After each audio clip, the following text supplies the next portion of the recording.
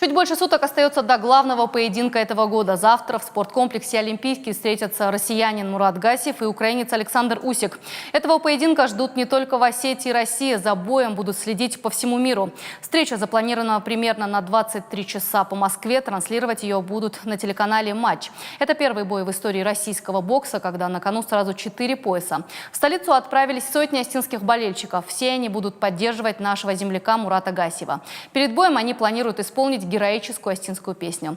За всем происходящим следит наша съемочная группа. И сейчас на связь со студией выходит мой коллега Тимур Козырев. Он уже готов рассказать о последних приготовлениях к бою. Тимур, тебе слово. Добрый вечер, Лена. Да, все мы действительно замерли в ожидании этого грандиознейшего события.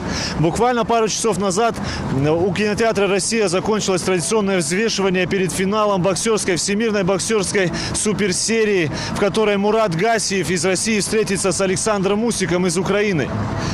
Еще не прошли эмоции от последнего чемпионата мира, на котором наши участники, наши земляки проявили себя с наилучшей стороны. Как снова наш парень из Осетии окрашивает всю Россию и Москву в цвета осетинского флага.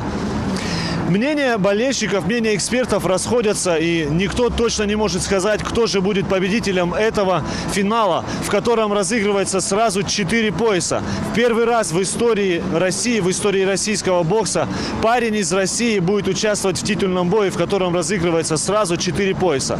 Кто победит и когда закончится бой, на каком раунде, никто не знает, но мы можем спросить у одного из ребят, который приехал из Осетии для того, чтобы болеть за Мурата. Представься, пожалуйста.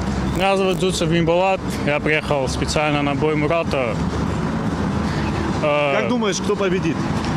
Все мы знаем, что бокс – это непредсказуемый вид спорта, поэтому даже боксеры сами утверждают, что бой может для них в любую секунду закончиться, так как это первый тяжелый вес, и тут решают доли секунды буквально. Эксперты же считают, что если бой продлится все 12 раундов, то больше шансов у Александра Усика. Если же это будет досрочная победа, то больше шансов у Мурата.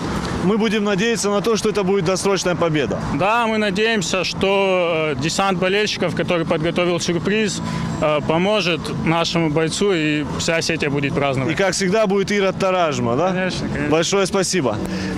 А я хочу сказать, что эмоции все больше и больше, страсти накаляются вокруг этого боя. Знаете, спорткомплекс «Олимпийский» будет полон наших болельщиков. И час Х приближается. 21 июля в спорткомплексе «Олимпийский» встретятся наш земляк Мурат Гасиев с Александром Усиком из Украины.